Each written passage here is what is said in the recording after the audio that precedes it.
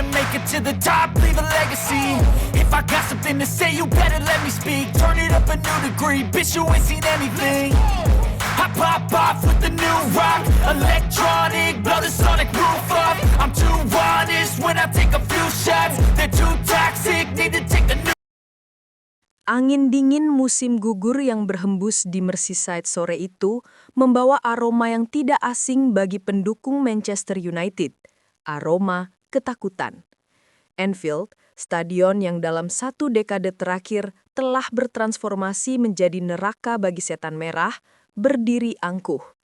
Sejarah mencatat, sejak 2016, United selalu pulang dengan kepala tertunduk dari sana, terkadang dengan luka memar, terkadang dengan pembantaian skor yang memalukan.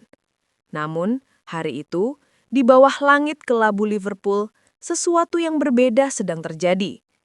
Ruben Amorim, pria Portugis yang didatangkan untuk menyelamatkan kapal karam di Old Trafford, berdiri tenang di pinggir lapangan. Ia tidak banyak berteriak, ia hanya mengamati. Dan ketika peluit tanda dimulainya pertandingan berbunyi, United tidak menunggu. Hanya butuh 62 detik, ya, 1 menit 2 detik, bagi Bryan Mbeumo untuk membungkam tribun The Kop. Gol cepat itu bukan sekadar angka di papan skor. Itu adalah pernyataan perang. United tidak datang untuk bertahan, mereka datang untuk menyerang. Meski Liverpool sempat menyamakan kedudukan lewat Cody Gakpo di menit-menit akhir babak kedua, dan bayang-bayang hasil imbang atau bahkan kekalahan tragis di menit akhir mulai menghantui, mentalitas baru itu muncul. Di menit ke-84, Harry Maguire, sosok yang sering dikritik namun tak pernah menyerah, melompat paling tinggi menyambut umpan silang. Tandukannya merobek jala Alisson. Dan untuk pertama kalinya dalam 9 tahun, Anfield runtuh di kaki Manchester United. Skor 1-2. 3 poin dibawa pulang ke Manchester. Kemenangan itu bukan sekadar 3 poin. Itu adalah bukti sahih dari apa yang disebut para pengamat sebagai Amorim Ball. Kemenangan di Anfield hanyalah puncak gunung es dari transformasi yang sedang terjadi. Jika kita melihat statistik 7 pertandingan terakhir hingga awal Desember 2025 ini, pola itu terlihat jelas. 4 kemenangan, 2 hasil imbang, dan hanya 1 kekalahan melawan Everton yang bermain sangat defensif. United bukan lagi tim yang rapuh. Amorim telah berhasil menanamkan sistem 3-4-3 andalannya dengan presisi yang mengejutkan. Lini pertahanan yang dulunya kropos, kini menjadi unit yang solid, mampu menyerap tekanan lawan sebelum melancarkan serangan balik kilat.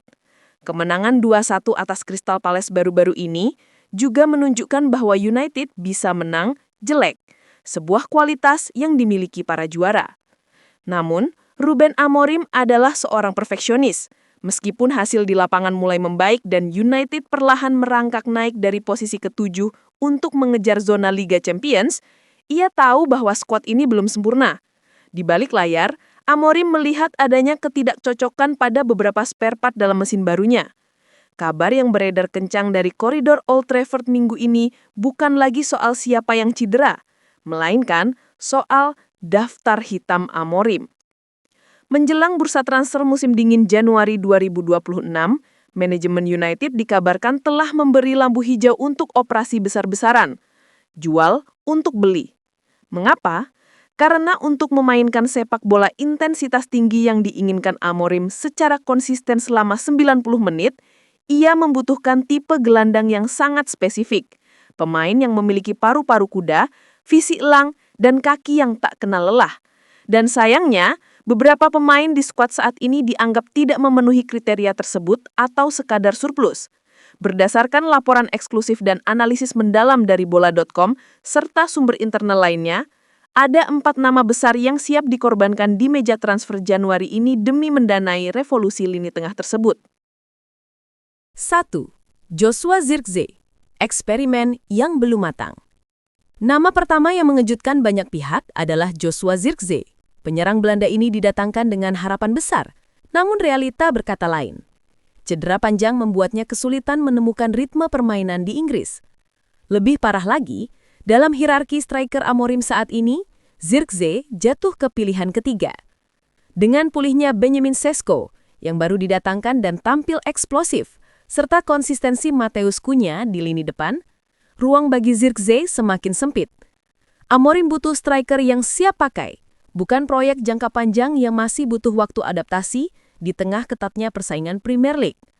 Tyrell Malacia, korban evolusi taktik. Di posisi bek sayap kiri, Tyrell Malacia berada dalam situasi sulit. Sempat menghilang dari skuad utama selama pramusim, ia dipanggil kembali pada September, namun performanya dianggap belum cukup untuk peran wingback yang sangat menuntut dalam sistem Amorim. Peran ini membutuhkan stamina monster untuk naik turun lapangan tanpa henti. Amorim tampaknya lebih mempercayai opsi lain, dan dengan kebutuhan dana segar, Malacia adalah aset yang liquid untuk dijual ke klub yang membutuhkan bek kiri konvensional. Manuel Ugarte, gelandang yang kehilangan arah. Ini mungkin yang paling ironis. Manuel Ugarte, gelandang petarung asal Uruguay, seharusnya menjadi tipe pemain yang disukai Amorim, mengingat sejarah mereka di Sporting Lisbon. Namun, di Old Trafford, Ugarte gagal menunjukkan stabilitas. Ia sering terlambat dalam transisi dan kalah bersaing dengan gelandang-gelandang yang lebih dinamis. Statistik menunjukkan ia jarang bermain penuh 90 menit. Tanda bahwa fisik atau pemahaman taktiknya belum sinkron dengan standar baru United. Penjualannya diharapkan bisa mendatangkan dana signifikan. Kobbie Mainoo, keputusan paling menyakitkan. Nama terakhir adalah yang paling menjadi sorotan dan mungkin akan memecah belah opini fans. Kobbie Mainoo, gelandang muda berusia 20 tahun adalah permata akademi. Namun, laporan menyebutkan bahwa musim ini Mainoo kesulitan menembus starting 11 utama, kalah bersaing dengan Casemiro yang kembali menemukan performa terbaiknya dan Bruno Fernandes yang tak tergantikan. Isu peminjaman atau bahkan penjualan dengan klausul buyback mulai terdengar. Ini adalah keputusan pragmatis yang kejam. Menjual potensi masa depan demi kesuksesan instan di paruh kedua musim ini. Jika keempat pemain atau sebagian dari mereka berhasil dilepas, uangnya akan lari kemana? Amorim memiliki satu obsesi, gelandang tengah baru. ESPN dan berbagai sumber terpercaya menyebutkan bahwa United sedang memburu mesin baru. 4 nama telah dilingkari tinta merah di buku catatan Dan Ashworth, Direktur Olahraga MU. Angelo Stiller, VfB Stuttgart. Ini adalah target paling realistis. Gelandang Jerman ini memiliki profil yang sangat disukai Amorim, disiplin, pengoper ulung, dan cerdas secara taktik. Harganya pun dianggap masuk akal dibandingkan opsi lain. Adam Wharton, Crystal Palace. Permata Inggris yang sedang naik daun. Visi bermainnya luar biasa, namun Palace tentu akan mematok harga selangit, apalagi di bursa Januari. Carlos Baleba, Brighton. Powerhouse lini tengah. Kuat, cepat dan berani mendribel bola. Elliot Anderson, Nottingham Forest. Opsi alternatif yang memberikan kreativitas. Januari 2026 akan menjadi bulan penentuan. Ruben Amorim telah membuktikan di lapangan, terutama di Anfield, bahwa ia memiliki taktik yang bisa memenangkan pertandingan. Namun untuk memenangkan perang jangka panjang dan membawa United kembali ke Liga Champions, ia membutuhkan tentara yang tepat. Melepas pemain seperti Zirkzee atau talenta lokal seperti Mainoo adalah perjudian besar. Jika penggantinya gagal, Amorim akan diserang habis-habisan. Namun jika Angelo Stiller atau siapapun yang datang nanti berhasil menjadi kepingan puzzle yang hilang, kemenangan 1-2 di Anfield hanyalah awal dari era emas baru Manchester United. Satu hal yang pasti, ritme itu sudah ada, celah itu sudah ditemukan.